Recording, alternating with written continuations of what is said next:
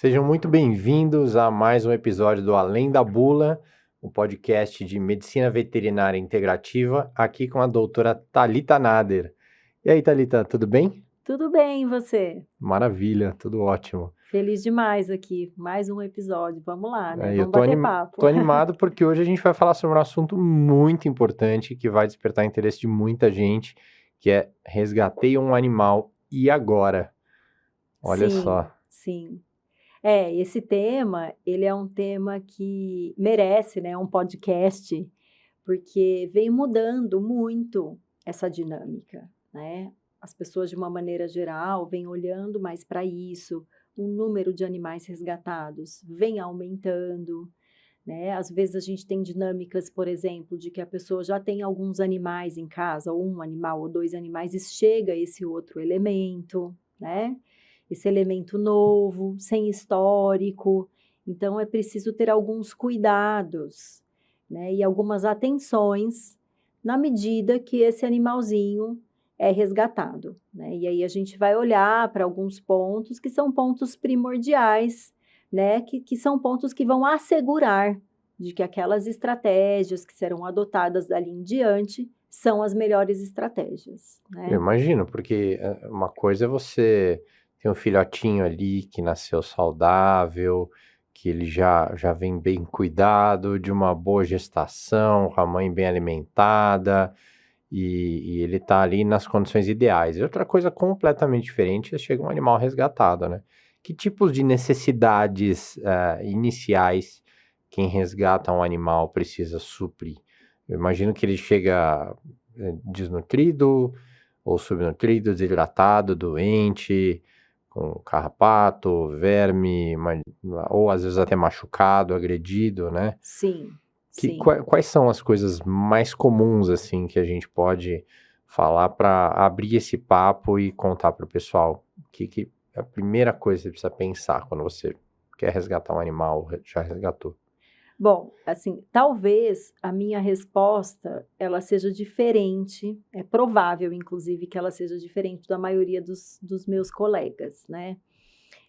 Por conta da minha perspectiva, né, desses processos de saúde, processos de adoecimento. O animalzinho resgatado, ele é um animal que a gente desconhece a procedência dele, né? Então, muito provavelmente, ele vem de uma gestação, ele vem de uma vida intrauterina com deficiências importantes, né? E com exposições também mais significativas. E o que eu quero dizer com isso? Então, é muito provavelmente que a mãe desse animalzinho esteja parasitada, tem alguns parasitas, internos e externos, né? Então, carrapatos, pulgas, parasitas intestinais. É muito provavelmente que essa fêmea também venha de um estado nutricional longe do ideal. Então, esse é um animalzinho que ele foi gestado e que ele nasceu em condições de muitos desafios, né? Então, eu vou fazer o inverso, eu vou começar dizendo o que a gente não deveria fazer primeiro e muitos fazem, né? Que é logo, imediatamente, muitas vezes já submetê-lo a uma vacinação. Eu É não verdade, faria. a gente pensa que a primeira coisa é vacinar, né? Isso. E eu entendo essa linha de raciocínio. Porque, afinal de contas, você quer proteger esse animalzinho e os contactantes, né? Mas a gente precisa entender que para a gente ter uma boa resposta vacinal, a gente precisa ter uma condição mínima de resposta.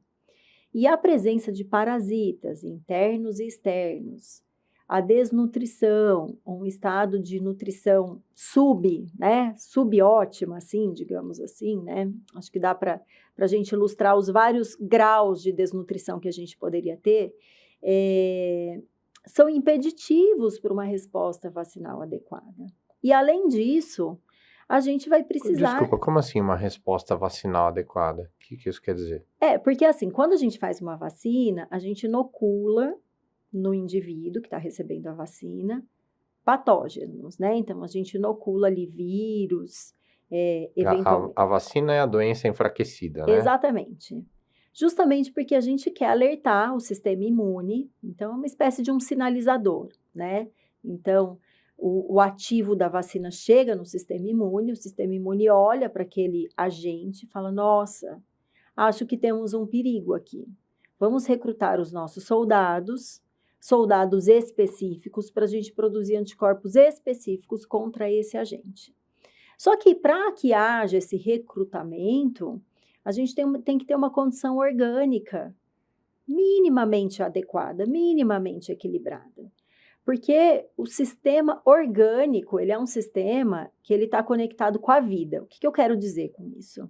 Que a prioridade de um organismo é sobreviver. Essa é a prioridade de um organismo. Então, se houver um risco à sobrevivência, todos os mecanismos biológicos eles estarão acionados para que aquele indivíduo sobreviva. Né? A natureza é assim. Então, se a gente faz uma vacinação no indivíduo que está muito debilitado, a chance da gente ter uma produção de anticorpos adequadas para gerar uma proteção, ela diminui. Então, às vezes, a gente vai achar que esse animalzinho foi imunizado, está protegido, e às vezes ele não tinha condições de fazer essa proteção. Isso vai dar uma falsa sensação de proteção numa condição que não foi possível. Nossa, eu nunca tinha pensado nisso. Sempre pensei que tá vacinado, vacina é tudo igual. Pois é. É interessante isso, porque de fato isso não é muito discutido, né? Fora da comunidade científica, podemos chamar assim, né? Mas se a gente olhar para uma dinâmica de dia a dia de clínica veterinária, um animalzinho que vai receber uma vacinação anual, por exemplo, uma revacinação anual, um reforço, ele passa por um exame clínico. Por que ele passa por um exame clínico? Porque a gente precisa garantir que minimamente ele tem condições de receber essa vacina. Né? Então, o animal que chega, por exemplo, sem comer, com vômito, diarreia, com febre, ele não deveria receber a vacinação naquele momento, porque o sistema imune dele já está lidando com aquelas outras injúrias. Ele não tem soldado para tudo. Alguma guerra ele vai perder. Uhum. Né? Então, assim, por isso que é importante deixar a vacinação. A vacinação ela é primordial para esse tipo de histórico de animalzinho. Mas a questão é, qual o momento de fazer a vacinação? E não raro, a gente falando de cães, né, especificamente, esses cães chegam com doença do carrapato. Nossa, que é o terror de qualquer dono de cão, né? Sim. Eu conheço muita gente que perdeu o cachorro para a doença do carrapato. Sim, é um drama, né? É um drama. Ela é uma doença que ela foi se modificando ao longo do tempo, né? Então, assim, quando eu fiz veterinária, há 20 anos atrás, o animal que chegava com doença do carrapato, ele chegava, por exemplo, com uma sintomatologia clínica bem específica, bem marcada. Então, ele chegava, por exemplo, com sangramento nasal, doença do carrapato. Então, hoje, raramente a gente atende um animalzinho com essa sintomatologia clínica específica. Então, a doença veio se modificando ao longo do tempo. Formas mais graves da doença também veio se apresentando. Então, há 20 anos atrás, só para você ter uma ideia, o período de tratamento de protocolo de doença do carrapato era de 14 dias de antibiótico. Hoje a gente usa 28 dias. Nossa! Sim. Então, assim, tudo foi se transformando. E a doença do carrapato hoje, ela é um dos grandes desafios que os animaizinhos enfrentam, inclusive por conta da doença em si, né? Que ela é uma doença infecciosa, uma doença que pode tomar um curso mais grave, né? Levando a óbito, inclusive, alguns animais, e também deixando sequelas importantes. Então, hoje a gente tem aí um grupo de animaizinhos que sofrem de sequelas em decorrência de uma doença do carrapato, como, por exemplo, uma insuficiência renal crônica em decorrência desse processo infeccioso. Então, assim, isso realmente é muito sério. A gente já, hoje, né, na medicina veterinária, a gente já entende a gravidade disso. E a gente precisa também olhar para isso sob essa perspectiva integrativa, né? Porque se a gente tem essa perspectiva integrativa para vários dos processos, por que não a gente a gente também trazer esse olhar para esse contexto, né? Então, eu conheço gente que diz que o cachorro estava tomando o remédio para o carrapaticida, e ainda assim contraiu a doença do carrapato. Isso acontece não só com os carrapaticidas via oral, né, que são os comprimidos que os animaizinhos tomam, mas também com os carrapaticidas de uso tópico, né? Então a gente tem as ampolinhas que colocam no dorso e tal. E isso ocorre, isso é verdade, isso ocorre porque o carrapato é como se fosse a dengue, tá? Então assim, não é todo pernilongo que te pica que vai te transmitir a dengue. Você precisa ter um pernilongo que tem o vírus e que, ao te picar, ele vai transmitir o vírus. Então, é a mesma analogia, né? Então, todo carrapato transmite doença do carrapato? Não. Inclusive, é muito importante a gente bater nessa tecla, porque o medo da doença do carrapato e a gravidade da doença do carrapato nos dias de hoje levou também as pessoas a uma certa neurose com a presença do carrapato. Então, Sim, hoje, às vezes, as pessoas chegam para mim e falam: nossa, ontem eu fui passear com meu animalzinho, encontrei um carrapato nele, eu quero amanhã levá-lo ao laboratório para ver se ele não está doente, percebe? Tamanho o receio desse animalzinho adoecer, né? Só que essa conta, ela não é simples assim, né? Então, tem vários fatores que estão inseridos nesse contexto, se esse animalzinho vai adoecer naquela exposição ou não vai, né? Então, esse carrapato, ele precisa estar contaminado, esse carrapato precisa picar para transmitir a doença. Tá. Isso é muito importante, tá? E esse animalzinho, de alguma maneira, também precisa estar com os seus soldados, né? De alguma maneira, ou adormecidos ou insuficientes para lidar com aquilo, né? Então, essa Então, mesmo que o conta, carrapato esteja contaminado, não necessariamente o cachorro vai ficar doente. não necessariamente. E como que a gente sabe disso? Quando a gente tem um grupo de 2, 3, 4, 5 animais convivendo no mesmo espaço,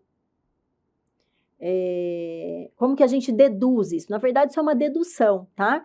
Então, a gente tem um grupo de animais convivendo no mesmo espaço e que estão ali expostos a uma população de carrapatos, né, inerentes daquele ambiente, e um adoece e o outro não. Então, assim, quando a gente fala em adoecimento, afinal de contas, quem adoece, né? Então, assim, o que eu quero dizer é que o raciocínio, ele é um Sim. pouco mais complexo do Entendi. que parece. Por exemplo, quando eu peguei Covid, tinha um grupo de pessoas ali, de amigos, e tinha um que estava contaminado, e eu peguei e os outros não pegaram. Isso, a Covid, ela escancarou muito isso pra gente, né? Então, assim, o que entra nessa conta? Acho que é importante a gente trazer esse raciocínio, né? O que entra nessa conta? A exposição, perfeitamente. Então, quanto mais exposto você é, maior a chance de você contrair a doença. Então, assim, um cachorro de apartamento, um cachorro de fazenda. Sim. O cachorro que vai ao parque, o cachorro que vai ao shopping. Isso. A exposição, ela é um elemento, mas não é o único. E isso é muito importante das pessoas saberem. Por quê? Porque a exposição, ela passou a ser o único elemento, o único objeto a ser trabalhado. Isso é um equívoco. Ela precisa ser cuidada, obviamente, mas não é o único objeto de trabalho que a gente tem que ter nesse processo. Então, a exposição é um fator que a gente vai precisar considerar e que a gente vai precisar cuidar, né? E aqui é preciso fazer um parênteses, porque se eu estou dizendo, ou se é sabido, que a doença do carrapato ela é transmitida através da picada do carrapato, seria muito mais inteligente que eu usasse de estratégias em que o carrapato não precisa picar. Que é o caso do animal que está tomando carrapaticida e ainda assim fica doente. Isso. Do que eu estou querendo dizer? Eu estou querendo dizer que quando você, por exemplo, faz uso de repelentes, o repelente, ele repele o carrapato. Então, o repelente, sim, ele minimiza a picada do carrapato. Perfeito. Os carrapaticidas, eles não minimizam a picada do carrapato. O que acontece quando o animalzinho faz uso de um carrapaticida, oral ou tópico, é que o carrapato, ao picar o animal, ele inocula o veneno e ele morre. Certo. Só que não tem como a gente prever se ao picar esse animal haverá transmissão. Então, eu tenho pacientes que fazem uso dos carrapaticidas, esse animal nunca teve uma infestação, ou seja, um número robusto de carrapatos, e teve a doença do carrapato. Porque tem esse elemento aí que ele não precisa ser picado para funcionar. Exatamente. Esse é o primeiro passo, tá? Então, o primeiro passo para estabelecer a doença é a picada do carrapato. Então, se evitar a picada, é o mais inteligente. É o mais inteligente. Então, esse é um dos pezinhos que a gente precisa trabalhar. E aí, o cachorro que foi picado por um carrapato contaminado, alguns vão ficar doentes e outros não. Exatamente. E o que entra nessa conta? Então, veja bem, primeiro falamos da picada. Quanto menos picada, melhor. Fato, tá? Veja bem, eu não falei em número de carrapatos, eu falei em picadas de carrapatos. Ele pode ter um monte de carrapato, e se ele não for picado... O ideal seria que ele não tivesse um monte de carrapato. Picada, Isso. Mas... Porque os repelentes, eles têm uma eficácia em torno de 70% a 80%, até 85%. Isso, assim, é alta, né? Isso é alto. É relativamente alto. Eu quero dizer assim, imagina que você vai para uma cachoeira que tem um monte de, sei lá, muriçoca, borrachudo, cada um chama de um jeito. Vai para Ilhabela. E você se enche de repelente. Ao invés de você tomar 10 picadas, você vai tomar 3. É isso que o repelente faz. Tem repelente que funciona 100%? Não, não tem. Tá? Então, assim, mas ele diminui, veja bem, 70% a 80% é diminuir em 70% a 80% a exposição. Isso é muito bom. Sem dúvida. Isso é muito bom, né? Num país tropical como o nosso, que a exposição é o ano inteiro, então, se eu colocar nessa conta que eu tenho um produto natural que reduz 70% a 80% das picadas de carrapatos, e se eu reduzo a picada, eu reduzo a chance de doença do carrapato e eu reduzo a possibilidade de esse carrapato continuar se proliferando, né? Porque aí interrompe o ciclo de reprodução. Certo. Então, o repelente, ele tem como ação também impedir uma infestação grande. Porque se esse carrapato não pica o animal, ele não tem como continuar o seu ciclo reprodutivo, tá? Uhum. Então, olhando para esse raciocínio, né, se eu estou num país tropical, que a exposição ela é praticamente contínua, e eu escolher entre um produto que vai seguir nessa linha dos repelentes, ou eu escolher entre um veneno que antes de envenenar o carrapato gera uma sobrecarga no animal, precisamos de escolhas inteligentes. Né? Raramente você vai me ouvir falar, eu nunca faça isso, ou sempre faça aquilo. Mas a gente precisa olhar com critério. Então, precisamos ser criteriosos e levar em consideração todos esses pontos. Sim. Então, dito isso, nós temos o... Você quer perguntar alguma coisa? Sim, eu estou curioso ainda para saber, o carrapato que picou e ele está contaminado, por que um cachorro fica doente e outro não? Ah, perfeito. É que eu, né? Vamos lá. O que define se um animal vai adoecer ou não? Então, um elemento a gente já falou, exposição, certo?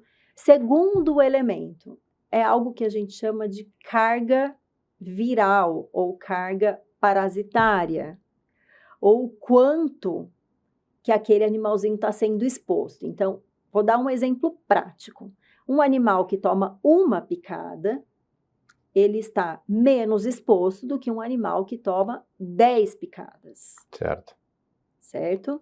Então, isso se chama carga de exposição, carga parasitária, tá? Então, a gente tem o elemento da exposição, a gente tem um elemento da carga parasitária. Quanto menor a carga parasitária, mais chance aquele sistema imune tem de Perfeito. lidar com aquela circunstância, tá? E o terceiro elemento que eu considero, talvez, um dos tripés mais importantes desse processo de prevenção de doença é a própria imunidade. Que é isso que eu tô curioso, né? Porque eu tô imaginando assim, o mesmo carrapato pica 2 cachorros, tudo mais constante. O que mudou foi só o cachorro. Sim, sim. O que garante ele? É o sistema imune. Sistema imune. É o sistema imune. Porque o que o sistema imune faz? Esse tema, né? Inclusive, você me interrompe aqui, porque se deixar eu continuo falando. Né? O que o sistema imune faz? O sistema imune, ele é um sistema absolutamente inteligente, rico, complexo, com muitos elementos que o compõem, tá? E a gente está muito condicionado a relacionar o sistema imune com o sistema de defesa, né? Ah, você adoeceu, você fala, tô com baixa imunidade. O sistema imune, ele é um sistema de defesa. Você fala em imunidade, a primeira coisa que eu pensei é gripe, vitamina C. Isso, exatamente. Porque ele é um sistema de defesa. Então, se você abaixar a guarda, a chance de você adoecer de um vírus, de uma bactéria, é maior, né? Porque os patógenos estão aí no ambiente. Quem define quem adoece? É o patógeno em si? Ou será que é o organismo? É o organismo. Né? Então, teve uma briga muito grande aí entre grandes cientistas e pensadores ao longo de décadas, né? Onde haviam 2 grandes cientistas, que era o Pasteur, que é quem desenvolveu as vacinas, e o Claude Bernard, que era um químico e médico, com uma perspectiva muito ampliada para a sua época. E Pasteur dizia que a doença, o problema era o patógeno. Ele não chamava de patógeno, ele chamava de germe, né? Uhum. Então, quem definia o processo de saúde de doença era o germe. E Claude Bernard dizia que o germe não era nada e que o terreno era tudo. E essa briga, ela durou décadas. Uau! Até que, no fim da vida... São as 2 coisas, né? São as 2 coisas. Pasteur reconhece um pouco dessa linha de raciocínio, de que o terreno do indivíduo é um fator muito determinante. Se essa doença se instala ou se essa doença não se instala. Agora, sim, do ponto de vista tanto do veterinário, né, que é o seu caso, quanto de quem tem um animal, você não pode fazer muita coisa com relação à doença que está aí. Você tem que cuidar do indivíduo para ele não ficar doente, certo? Sim, sim. Pensando numa prevenção, vamos falar de uma prevenção. Eu não quero que meu animal adoeça. Que eu acho que esse é o ponto, Esse né? é o ponto. Evitar que adoeça.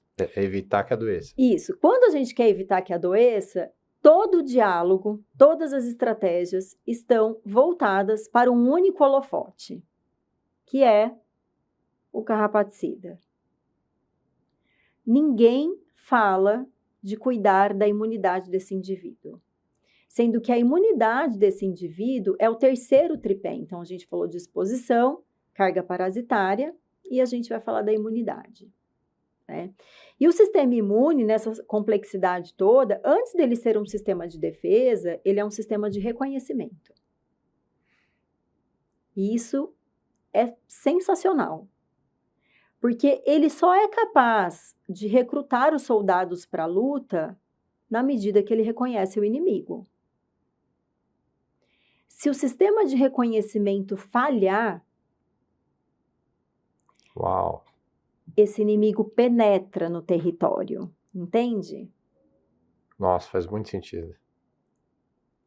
Então, assim, esse sistema, que é um sistema meio cara crachá, né? É mais ou menos isso. Chega lá o patógeno, tá lá o guarda na recepção, ele fala, me mostra seu crachá, quero ver quem é você. Se esse sistema falha, todos os desdobramentos de defesa desse sistema não serão suficientes, na grande maioria das vezes, para interromper. O que vai fazer esse sistema falhar? Uma série de elementos, tá?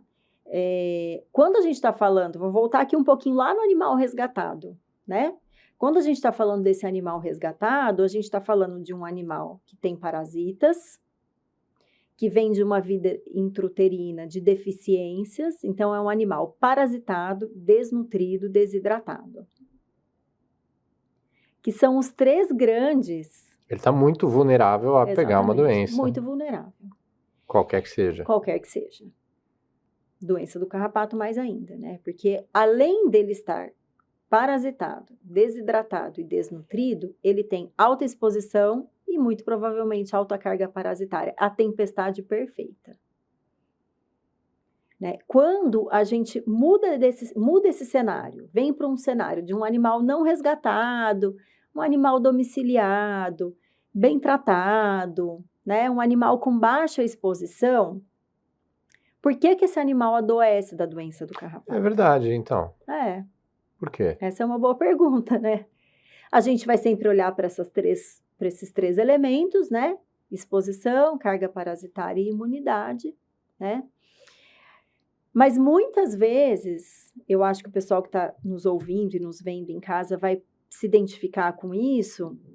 Eu tenho um histórico de um animal que vive num apartamento e ele tomou uma única picada de um carrapato.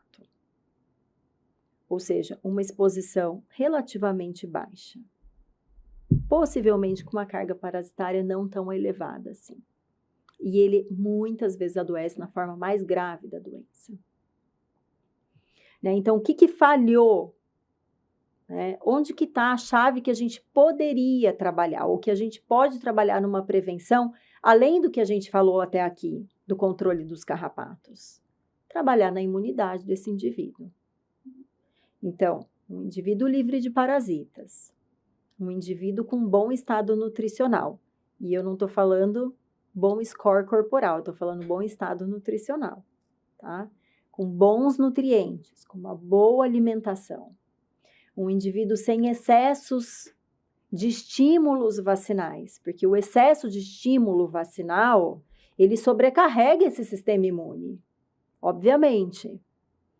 Porque tudo que é reconhecimento e defesa é o mesmo grupo de soldados. Tá.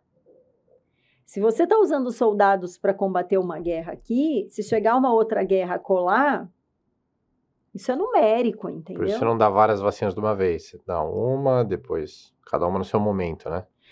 A gente aqui, esse é um outro assunto, tá? Porque as vacinas, inclusive na veterinária, elas são vacinas múltiplas. Dentro da mesma vacina tem um monte de agentes. Se isso é ideal, se isso não é, isso acho que é um outro podcast para a gente falar, mais complexo, tá? O que eu quero dizer é que dependendo do momento que essa exposição acontece, dependendo da circunstância que esse animalzinho está vivendo, a gente pode ter um desdobramento mais grave ou um desdobramento menos grave. E aí, voltando lá no cãozinho resgatado, você resgatou o cão, a primeira coisa a se fazer, então, Acho que a primeira coisa é se certificar que ele não tem uma doença do carrapato vigente, ativa. Porque se ele tiver, não adianta a gente ficar pensando em 1000 estratégias. A gente vai ter que fazer uma antibiótico terapia, a gente vai ter que dar suporte para esse animalzinho. Essa é a primeira coisa, tá? Vamos imaginar que ele não tem, para a gente poder desenvolver o raciocínio aqui, tá? Se ele não tiver, na minha opinião, a primeira coisa, desparasitação. Tá. Remover os parasitas. Porque não adianta eu querer suplementar esse bichinho, querer dar uma alimentação... Mas e se ele não tiver parasitado? Um animal resgatado? É. Olha, eu vou me atrever a dizer que não existe essa possibilidade. Uau! Né? Ou essa possibilidade absolutamente remota. Então, não dá para a gente trabalhar com a exceção. Eu trabalharia com a regra. A regra é que esse animal vai estar parasitado. Com endoparasitas, parasitas internos, e com ectoparasitas, parasitas externos. E aí é só dar um remedinho e acabou o parasita. Talvez não seja tão simples assim. Seria bom que fosse, né? Mas existem parasitas que são muito resistentes aos protocolos mais simplificados de desparasitação, né? E aí o ideal é que a gente use protocolos que tenham um pouco mais de abrangência, né? Então, até dá para abranger um pouquinho mais com produtos da linha comercial que a gente encontra no pet shop. Mas, na minha experiência clínica, os produtos fitoterápicos, os produtos homeopáticos, acabam contemplando mais esse meu objetivo, tá? Então, para desparasitação, você está dizendo que fitoterapia e homeopatia costuma ser mais eficiente? Olha, se a gente for falar sobre os termos de trabalhos científicos, a gente não tem essa comparação, Tá. tá? Então, eu não posso afirmar isso baseado em trabalho científico. Mas na sua experiência Sim, clínica, mas na minha experiência clínica, sim. Por uma condição muito simples e corriqueira, que está sempre presente no meu dia a dia. Eu recebo o animalzinho que ele foi submetido ao protocolo de vermifugação convencional. E eu decido fazer a desparasitação do meu modo, né, com os meus produtos naturais. E esse animal elimina frequentemente uma grande quantidade de parasitas. Então, isso me mostra que um protocolo convencional não foi o suficiente para eliminar todas as formas daquele parasita. Porque um parasita ele pode estar na forma de ovo, ele pode estar na forma de larva, ele pode estar sim, dentro de um cisto. sim, sim. É muito complexo.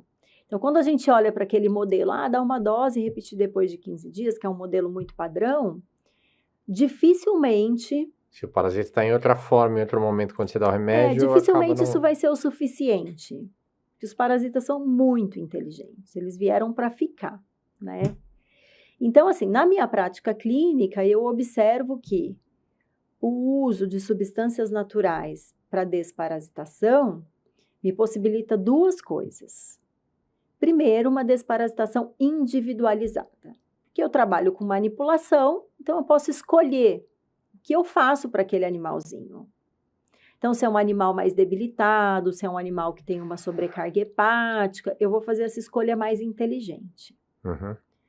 Posso escolher também baseado no sintoma clínico, naquilo que ele me sugere, naquilo que ele me apresenta, tá? E o outro motivo de eu ir por esse caminho é que, além da gente estar trabalhando com substâncias que praticamente não têm efeitos colaterais, né? O resultado clínico, ele aparece de forma mais consistente na minha observação clínica. Tá? Então, essa conclusão aqui, ela é fruto de observação clínica. E eu acho muito legal que, na medida que eu vou compartilhando isso com os veterinários, isso vai aparecendo lá na comunidade. Porque eu acho muito interessante quando outro veterinário que não eu, tenha vivenciado uma situação muito parecida com essa. Porque valida a minha observação. E isso vem acontecendo. Então, isso é muito legal, porque não sou eu que acho. Não sou só eu quem observo. Perfeito. Isso passa a ser uma observação de um grupo que começa a atuar num determinado sentido. Então, isso eu acho fundamental. Então, quando você traz essa metodologia, esse método para outros veterinários aplicarem, eles observam os mesmos resultados. Cãezinhos que já sofreram o processo de desparasitação convencional acabam eliminando parasitas por meio da homeopatia, do protocolo. Sim, sim. Isso é muito comum acontecer. Muito comum. Que beleza. E aí, voltando pro cãozinho resgatado. Então, você resgatou ele, aí, lógico, ele tá desidratado, tá subnutrido, aí você começa a cuidar bem dele, faz a desparasitação, que seria a primeira coisa, e aí? Feito a desparasitação, é hora da gente equalizar um pouquinho essa condição corporal dele, né? Então, é hora da gente ajustar uma alimentação, oferecer uma nutrição mais adequada, né? Então, eu diria, em linhas gerais, que eu vou falar num cenário ideal, não do ponto de vista da epidemiologia, né? Não do ponto de vista de você olhar sob o viés da recomendação, dos guidelines internacionais, mas sob o ponto de vista do indivíduo. Tá. Então, vou falar o que seria o ideal para aquele animalzinho, tá? O ideal para aquele animalzinho seria que a gente tivesse um respiro ali de pelo menos uns 60 dias para a gente conseguir, né, erguer esse animal, para a gente conseguir fazer os ajustes mínimos, para quando a vacina chegar, ali após os 60 dias, a gente ter uma resposta vacinal eficiente. Tá. Isso seria um cenário que eu considero ideal para o indivíduo. Claro que existem N situações. Às vezes esse animalzinho, ele foi resgatado, ele está numa ONG, está em contato com outros animais. Tudo isso precisa ser levado em consideração. Mas olhando sob a perspectiva do indivíduo e de como esse sistema imune atua, e de como esse sistema imune é importante, né, nos processos de saúde e adoecimento, esse seria o cenário ideal. Aí você falou uma coisa muito legal, né, da perspectiva do indivíduo e de que você tem que avaliar o contexto dele, né? Então, uma coisa é um indivíduo hipotético, isolado ali, outra coisa é um animal que tem um contexto de convivência com outros animais, avaliar o ambiente e tal. Então, a medicina integrativa é sobre isso, né? Porque a maioria das pessoas ouve falar de medicina integrativa e às vezes não capta o que é o conceito, né? Mas é muito sobre um olhar individualizado e uma estratégia específica para aquela circunstância, é isso? Assim, eu diria que também, você tem razão, mas é também, né? Eu acho que a gente faz muito esse movimento na medicina integrativa de drone, né? Então, hora a gente está olhando para o micro, então, para aquele animalzinho, às vezes para um órgão, para um sistema, para um tipo celular, né? Para o sistema imune daquele animalzinho. E aí é importante também a gente olhar para o macro, contextualizar, para que a gente tenha uma tomada de decisão mais estratégica. O grande lance, a grande sacada das terapias integrativas, da medicina integrativa, né, que inclui as terapias integrativas, é que esse olhar, né, ou esse exercício do micro para o macro, ele fica um exercício muito praticado, a gente acaba exercitando isso no nosso dia a dia, e além disso, a minha caixa de ferramentas também me dá muito mais possibilidade de trabalhar com micro e com macro. Tá, o que tem nessa caixinha de ferramentas? Então, na minha, né? Porque quando a gente fala em medicina integrativa, por exemplo, eu, Thalita, não faço ozonioterapia, mas eu posso recomendar para um paciente, né, para um animalzinho, que a ozonioterapia componha o tratamento desse animal. Eu não faço acupuntura. Então, assim, o bonito da medicina integrativa é esse trabalho em conjunto, né? Onde eu, especificamente, não vou ou não preciso, ou não tenho a obrigação de dominar todas as terapêuticas que essa medicina integrativa contempla. Algumas delas, com certeza, inclusive isso que me coloca dentro desse guarda-chuva da medicina integrativa, mas que eu vou compor isso de forma inteligente. Então, na minha caixinha de ferramentas, eu tenho a fitoterapia, eu tenho os medicamentos homeopáticos, um conhecimento aprofundado dessa questão da suplementação, otimização nutricional, nutracêuticos, fitoativos, a terapia neural, a cannabis medicinal. Então, a gente vai montando uma espécie de plano terapêutico, compreendendo o que cada uma dessas ferramentas tem para contribuir, porque elas são complementares. E, se fizer necessário, a gente sim utiliza de medicamentos alopáticos convencionais, compondo essa estratégia. Então, como falamos... Não é contra, né, o absolutamente. Inclusive, nem na contra doença... medicamento, nem contra vacina. Não, na verdade é usar... É a medicina de precisão, né? Que é entender o que aquele animal precisa naquele momento. Só que só existe um modo de eu fazer esse raciocínio e esse exercício, eu preciso ter opções, porque para eu trazer esse questionamento, se eu não tiver opções terapêuticas, né? No podcast passado, o Alexandre Leonel estava aqui comigo, ele citou uma frase do Dr. Lair Ribeiro, que é mais ou menos sobre isso, né? Para quem só tem martelo, tudo é prego, né? Tudo é prego. Então, é isso, né? Eu só consigo fazer esse exercício se eu tiver opções. inclusive opções alopáticas. Então, o animalzinho com doença do carrapato. Qual que é a diferença de um suporte terapêutico de um animal com doença do carrapato dentro de uma medicina convencional e dentro de uma medicina mais integrada, mais integrativa? Eu vou usar o antibiótico? Sim, eu vou usar o antibiótico, tá? Só que eu vou além disso. Então, eu vou usar um antibiótico e não vou me contentar em usar um antibiótico, por exemplo, e um protetor gástrico para esse animal não vomitar, que é muito comum, muito usual, né? Porque, afinal de contas, o antibiótico gera um efeito colateral comum, né? Eu vou além. Se eu conheço, se eu sei que o processo de adoecimento desse animalzinho tem relação com questões inerentes do sistema imune, obviamente, um dos pilares meus de atuação vai ser otimizando esse sistema imune.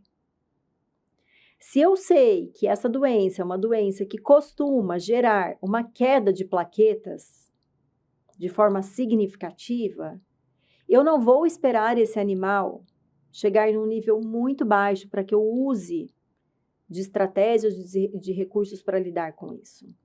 Se eu sei que essa doença tem uma predileção por afetar fígado e rins, por exemplo, eu tenho elementos para fazer essa proteção. Porque a homeopatia, a fitoterapia, os nutracêuticos, eles nos permitem que a gente faça uma prevenção. Então, a gente sai da conduta do bombeiro, né, de só apagar incêndio, e a gente vai num caminho de qual é a dinâmica da doença, quais são os elementos que eu tenho para proteger esse animalzinho, quais são os elementos que eu tenho para dar sustentação para esse processo imune. Trabalhar junto com esse antibiótico, porque o antibiótico está fazendo a parte dele. Mas se eu tiver um sistema imune mais competente ali trabalhando junto, esse animal vai ter uma recuperação muito mais significativa. Você não está cuidando só da doença, você está cuidando do animal, né? Porque a gravidade da lesão, a gravidade da doença, desculpe, ela tem relação com toda essa dinâmica. Ela tem relação com toda essa dinâmica, né? Então, assim, o que define o quão grave vai ser a doença de um animalzinho, o curso da doença do carrapato em um indivíduo, é uma somatória de fatores. E a dinâmica da imunidade, ela compõe. E compõe de forma muito significativa. Então, vai ser um objeto de muito trabalho, né? Sim. E aí, esse tutor que resgatou um animalzinho, e ele tem todo esse processo para fazer, e ele está ouvindo essa conversa, fala, nossa, quanta coisa, que difícil, que complicado. Ele tem que fazer um trabalho muito próximo com o veterinário, né? Porque uma coisa é o que o tutor tem que fazer e ele tem que estar apoiado pelo veterinário. Também não adianta só o veterinário falar ou só o tutor querer fazer. Como é que é essa relação aí do tutor com o veterinário? Pro tutor, né, ou pro responsável que resgatou esse animalzinho e se identifica com essa linha de raciocínio, né, que faz sentido, fala, nossa, realmente eu não fiz isso com o meu animal, eu não fiz isso com outros animais, mas faz muito sentido. Não dá para ele fazer isso sozinho, né? Assim, esse é um caminho que é difícil de ser traçado com toda essa autonomia, né? Ele realmente vai precisar de um acompanhamento, ele vai precisar de uma ajuda. E aí, né, felizmente ou infelizmente, não sei, né, ele vai precisar de um veterinário aliado nesse processo e que esteja, inclusive, num alinhamento dessas ideias. Então, assim, a gente tem hoje um modelo de formação dos médicos veterinários, um modelo que não caminha muito nesse sentido. No Brasil? No Brasil e no mundo. No mundo, né? Então, ele é um modelo mais reducionista, ele é um modelo mais fragmentado, ele é um modelo que... Acho que até para poder estudar, né? Às vezes você tem que dividir, separar e acaba estimulando esse tipo de raciocínio compartimentado, né? Sim, didaticamente realmente fica mais fácil na hora que a gente divide, né? O que falta talvez seja uma grande amarração Juntar no final depois, disso tudo, né? Porque quando a gente compartimentaliza muito, o protagonista deixa de ser o indivíduo e passa a ser a doença. Sim. A gente vê muito isso, inclusive, na medicina, né? Sim, Hoje em dia a gente tem muito mais médico de doença do que médico de gente, né? exato. Então, assim, se por um lado a gente tem, através dessa fragmentação, uma condição de estudar mais profundamente esses sistemas, né? Isso é bom, né? Porque a gente vai conhecendo minúcias e detalhes. Por outro lado, é esse exercício do micro e do macro. Distancia e olha quem é este indivíduo. Quem é o dono desse fígado, né? Quem é o dono desse intestino? Né? Então, é mais ou menos isso. Então, assim, infelizmente, talvez esse responsável não encontre com tanta facilidade assim um veterinário que consiga ter essa amplitude de perspectiva e amplitude de ferramentas terapêuticas, porque isso requer tempo. Alguém recém-formado, infelizmente, ele não teve a oportunidade de se deparar com isso durante a graduação. Então, quem acabou de sair da faculdade não teve nem tempo e nem oportunidade de ter uma perspectiva como essa.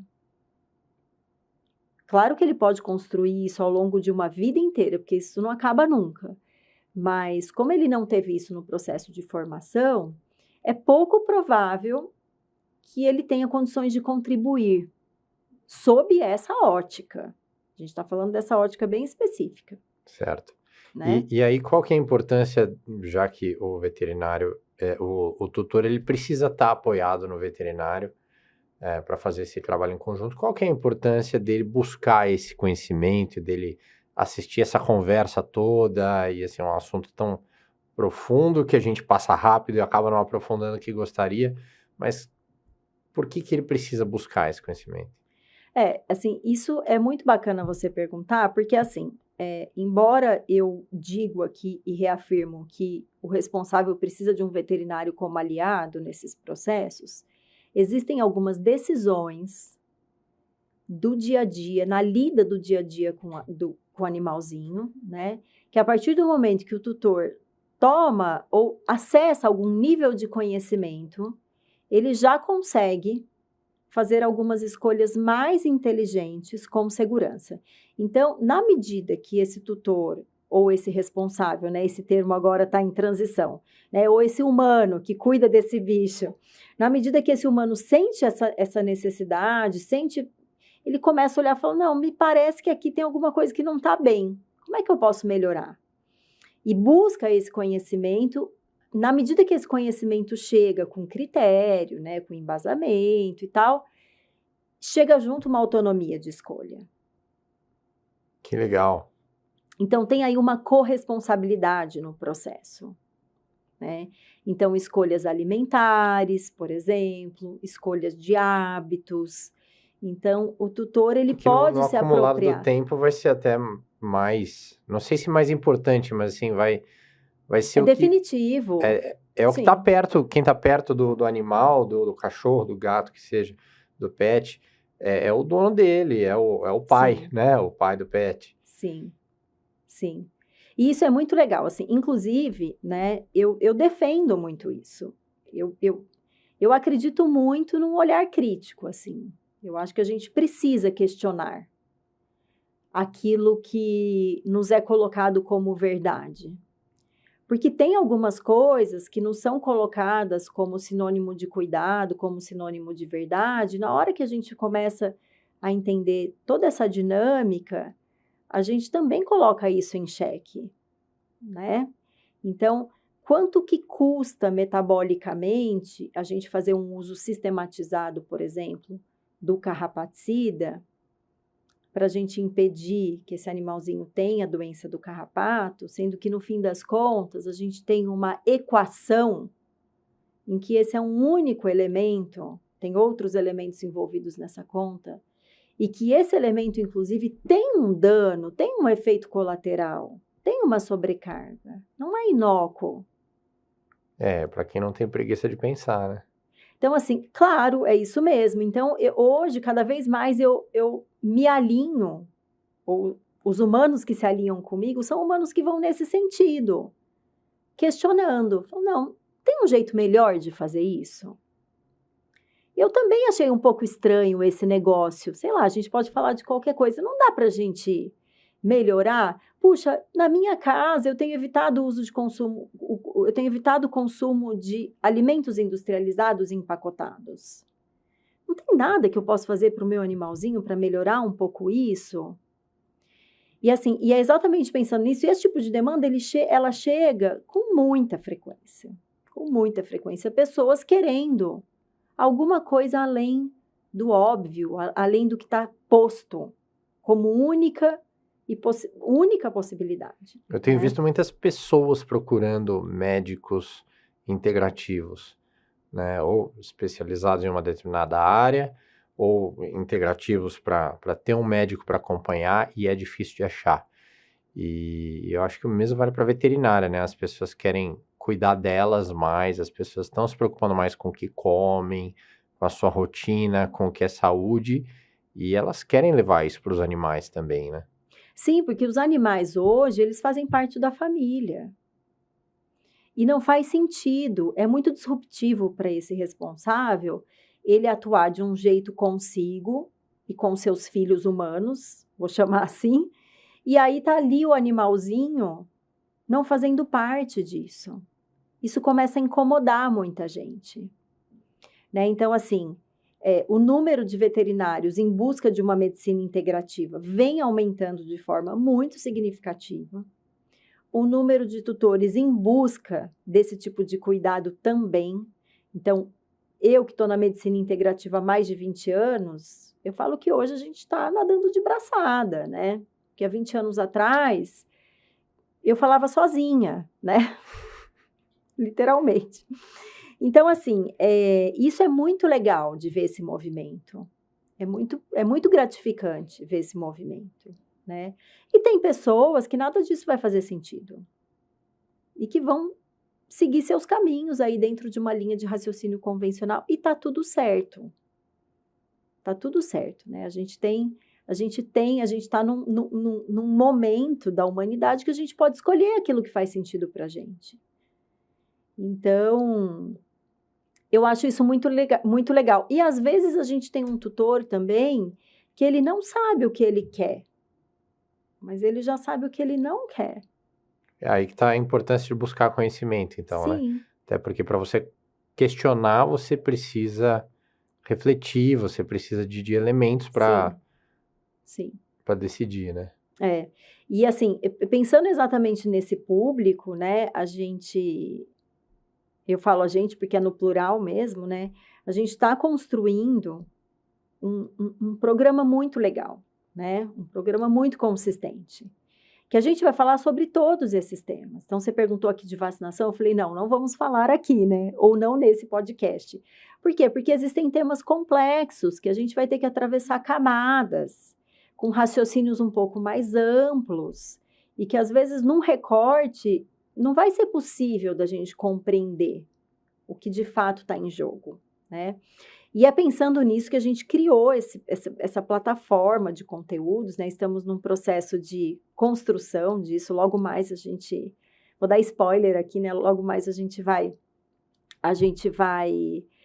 disponibilizar isso para os tutores para que eles tenham acesso a esse tipo de informação, para que eles façam boas escolhas a partir de um conhecimento. Como é que chama essa plataforma? Chama Básico Bem Feito, BBF. BBF. Os tutores pedem muito, né, dos cursos que eu dou e tal, sempre voltado para veterinários, então todas as vezes o pessoal, eu sou tutor, posso fazer?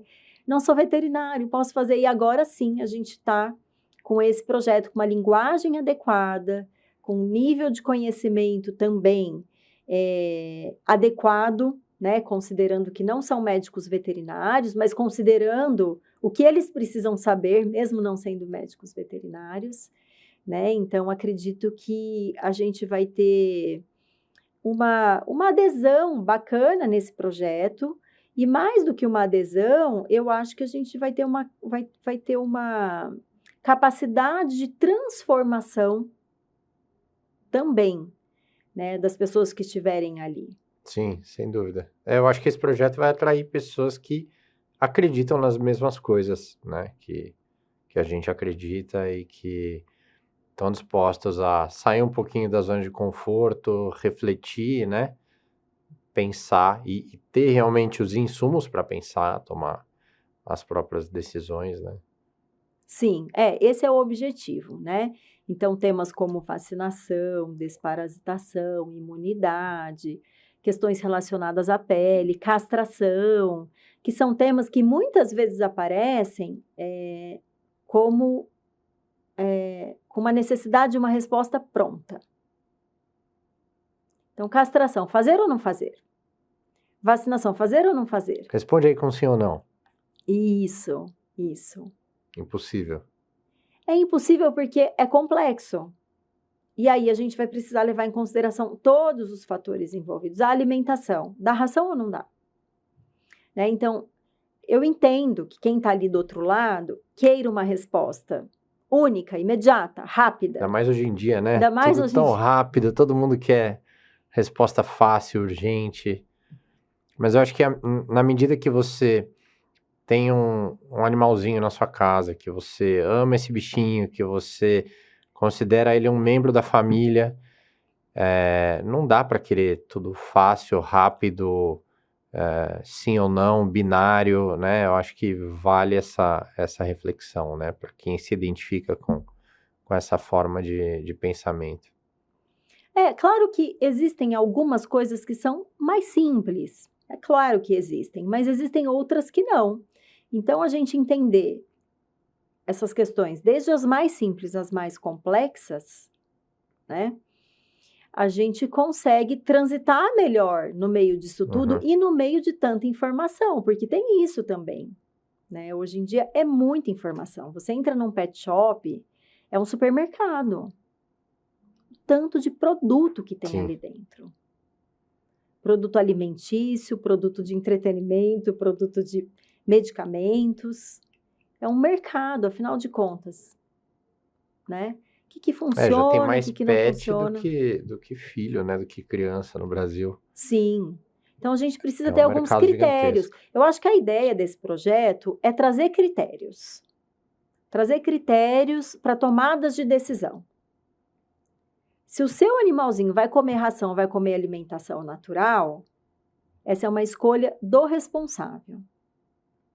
Mas ele conhecendo tudo que está envolvido numa dieta baseada em ração, tudo que está envolvido numa dieta com alimentação natural, desde nutrientes, logística, preço, tempo de dedicação, isso traz substrato, né? Isso traz corpo para que ele se aproprie disso e fala, não, eu vou fazer isto, eu vou pelo caminho do meio, vou fazer uma mistura das duas coisas, eu vou fazer aquilo, porque é o que dá para ser feito, né? Então, tem cenários que são ideais e tem cenários que são possíveis. E quando a gente trabalha com um cenário possível, o mais bonito disso tudo é a gente conhecer tudo que está em jogo.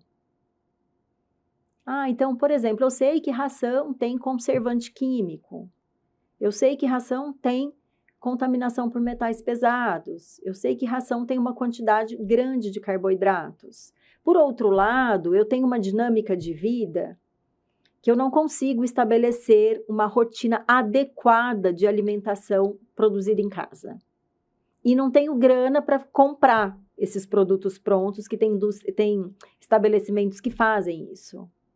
Então, vamos junto, vamos minimizar esses danos, esses impactos, vamos otimizar essa dieta dentro de um cenário possível. Só dá para fazer isso com conhecimento. E aí é claro que não tem uma resposta Mas dá para pronta, fazer. mas dá para fazer. Esse é o ponto. Isso que é legal, né? Não sei se dá ou não dá, sim ou não. Então, o que dá para fazer? Sim. Se tiver disposição de ir atrás um pouquinho do o que dá conhecimento, para fazer para controlar carrapatos? O que dá para fazer? Que legal. O que dá para fazer dentro de uma linha alopática? Essa informação está absolutamente divulgada na mídia. Sim. Tá fácil de você acessar quais são os produtos disponíveis. É só dar um Google. Só dar um Google. O que dá para fazer dentro de uma linha mais natural? Agora é hora da gente conversar. Aí tem que estudar um pouquinho. Agora é hora da gente conversar. Fórmula mágica? Não, não tem. Recursos tem, muitos. Que em associação, em escolhas, em combinações inteligentes, o resultado aparece de uma maneira muito bacana. Né? Então, é a mesma linha de raciocínio.